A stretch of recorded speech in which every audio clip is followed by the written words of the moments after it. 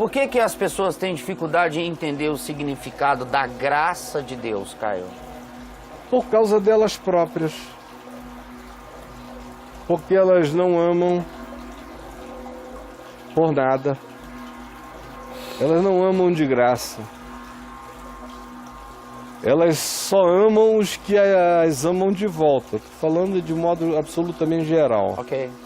Até filho. Não é todo pai nem toda mãe que ama um filho que não dá um bom retorno. Se o filho começar a dar só maus retornos, depois de um tempo eu encontro pais que dizem, eu não tenho nada a ver com esse garoto. E não é só papo, é fato.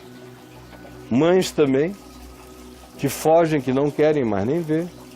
Então as pessoas não creem na graça porque a graça pressupõe um amor unilateral, fiel, sem barganhas, sem compensações, sem trocas a fazer. O mundo não concebe isso. O mundo só, se você chega e faz alguma coisa por uma pessoa e ela está do lado de uma amiga e você vai embora, qual é a pergunta quase certa? A menos que elas te conheçam muito. Mas se elas não te conhecerem, qual é a pergunta? O que será que esse cara está querendo? Eu não é? É. Tá, por que ele tá desse jeito? Por que ele deu isso? O que ele tá querendo com você? Esse cara parou aqui, consertou o pneu e foi embora, eu não sei não, hein? Melhor a gente ficar de olho aberto. Esmola grande, o cego desconfia. É. Então por que as pessoas não aceitam a graça? Tem dificuldade de entender o significado da graça. É porque elas não creem nisto a partir delas próprias. Porque elas vivem sem praticar graça com ninguém. Sim. Então, quando eu vejo uma pessoa que tem uma dificuldade enorme de crer na graça de Deus, a primeira coisa que me vem à cabeça, ao coração é, meu Deus, que dificuldade essa pessoa tem em dar por dar.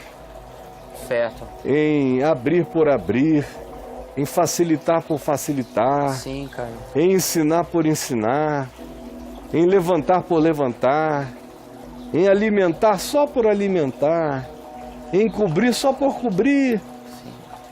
Que dificuldade essa pessoa tem nessa prática? Que esforço ela deve ter que fazer para de vez em quando provar para ela mesma que ela não é tão indiferente assim? Mas assim mesmo ela escolhe um tio pobre, uma pessoa conhecida, para praticar isso esporadicamente. Por um estranho, absolutamente estranho, e que tem a cara de quem não está trabalhando, não está se lavando, não está se cuidando bem, aí não, isso é um vagabundo que se vire. Graça para eles, não. Então Jesus nunca foi praticado pelo cristianismo porque o cristianismo não consegue acolher a ideia de favor absolutamente imerecido.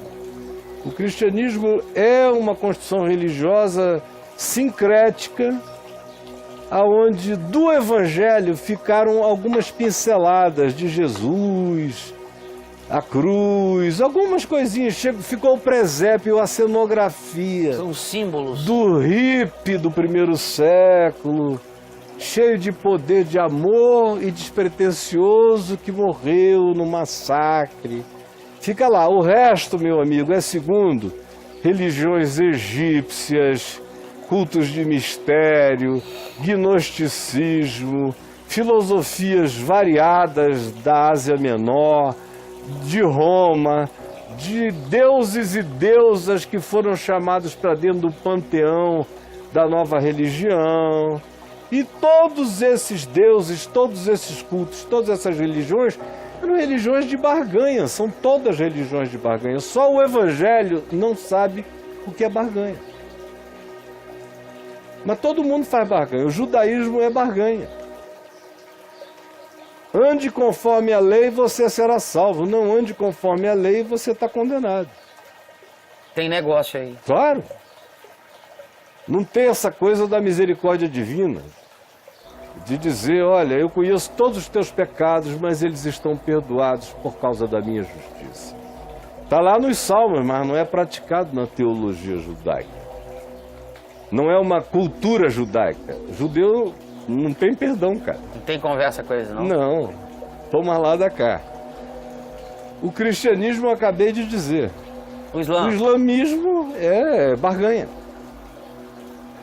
A barganha é essa, de 5 orações por dia. Se você quiser ser grande no reino dos céus, faça uma peregrinação a Meca, pelo menos uma vez na vida. Sim.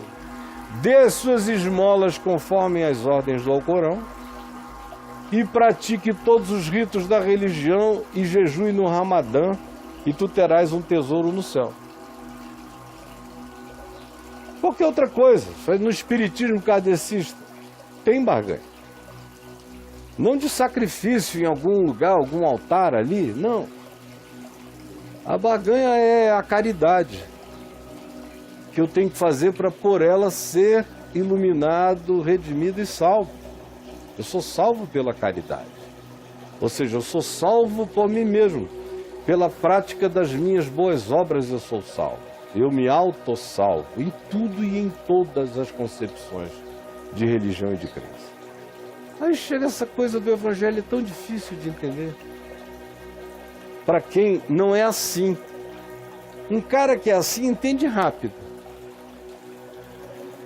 Por exemplo, eu não vi meu pai ficar 2 dias com dúvida sobre o que era a graça de Deus quando ele se converteu.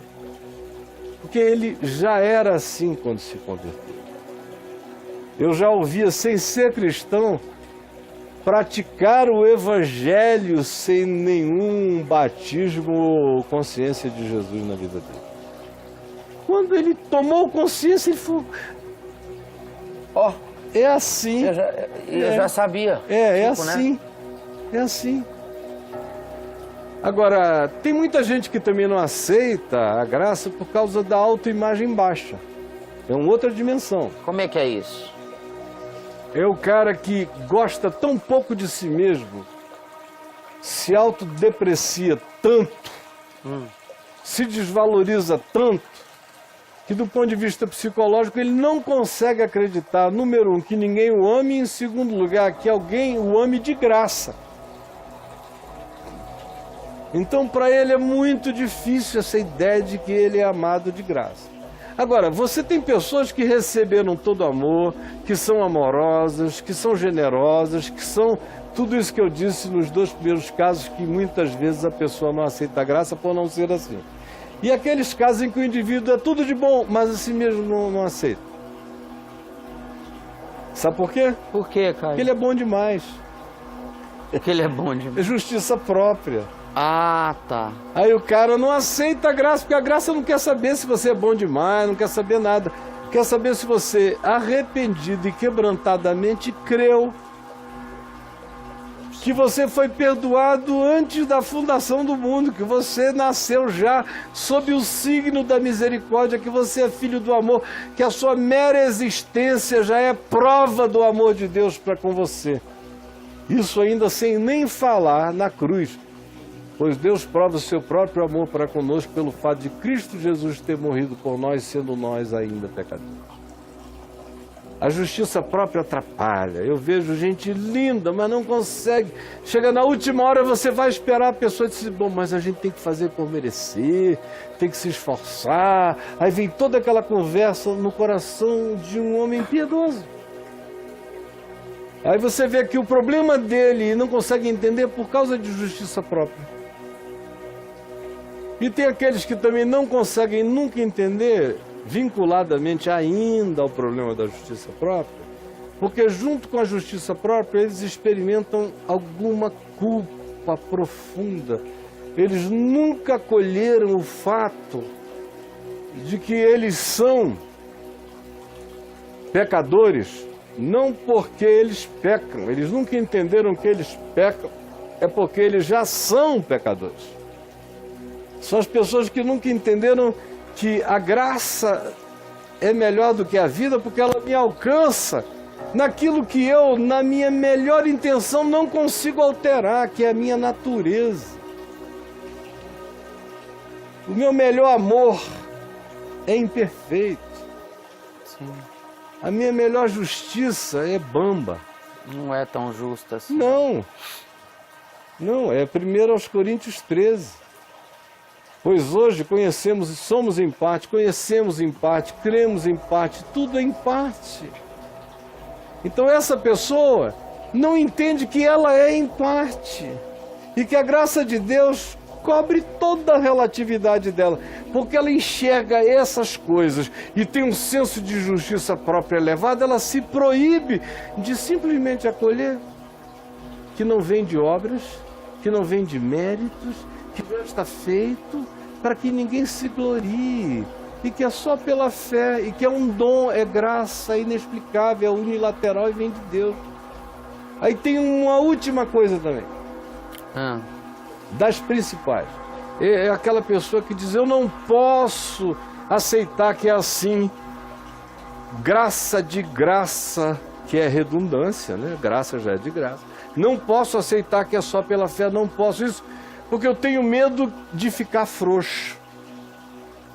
É aquele cara que acha que se ele crê que já está tudo feito, ele vai cair na gandaia, ele vai soltar a franga. Ou é aquela pessoa que diz: eu tenho que ensinar para os meus filhos com um pouco de peso esse negócio, que é para eles não acharem que é assim. Tom de graça. Tom de graça. Aí vão botando pitadas e pitadas de coisas para cima, e eles próprios nunca descansam, nunca entram na paz. Eu disse a última aqui para nós, porque o tempo já voou, porque eu poderia sair falando. Acabou. Isso dá um livro legal. O significado da graça de Deus. Não, e por que as pessoas têm tanta dificuldade em acolher isso? É lindo isso. Os cristãos, raramente você vê um cristão que creu no Evangelho, descansou, se entregou e está em paz. Está em paz. Quase você não encontra. Todo mundo não entendeu. Ficam ouvindo gente de todos os lados. É contradição, é maluquice, é uma caixa de vozes. Aí o cara quer fazer sentido das loucuras que ele ouve naquele sanatório de insanos. Não faz sentido nenhum, e ficam perdidos ali. Quando o cara diz: cá, eu estou te ouvindo, mas eu também ouço fulano, ouço Beltrano, ouço não sei o que, eu digo: olha, fica lá com eles. Quando você não se curar, vem aqui para eu te ajudar, porque eu não vou tentar te ajudar você ouvindo tanta gente. É uma salada, uma salada doida. E o que eles dizem eu não creio em praticamente nada. Só tenho carinho por eles, mas eu não tenho nenhuma admiração por esses teus mestres. Às vezes eles nem ensinam tão errado, mas a vida deles não tem raiz. E faz toda a diferença. Fé você passa pela raiz. Não é o blá, blá, blá certinho. Sim. É a irradiação do espigão. É o que transfere fé para o coração do outro.